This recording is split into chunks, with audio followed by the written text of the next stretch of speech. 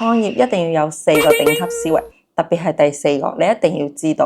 第一，聽人講嘢嗰陣，你唔可以只係聽表面，你要明白每一個人講佢背後肯定有佢嘅目的，所以你要聽嘅係佢嘅目的，而唔係表面嘅嘢。久而久之嘅鍛鍊，你先可以睇透人性，避免自己落坑。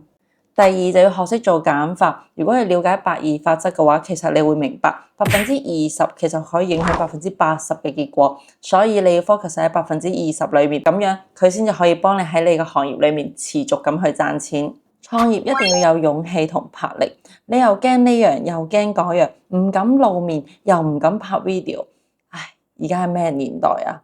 而家唔係50、60年代啦，而家係搶錢嘅時代啊！面皮一定要夠厚，創業係冒險嘅。如果你要安全感，咁建議你去打工。第4，你要珍惜所有失敗嘅經歷，你要將失敗變成常態。好多人一遇到失敗，佢就會好低落，佢就會攞之前所有嘅失敗嘅案例嚟否定自己，覺得自己係個 loser。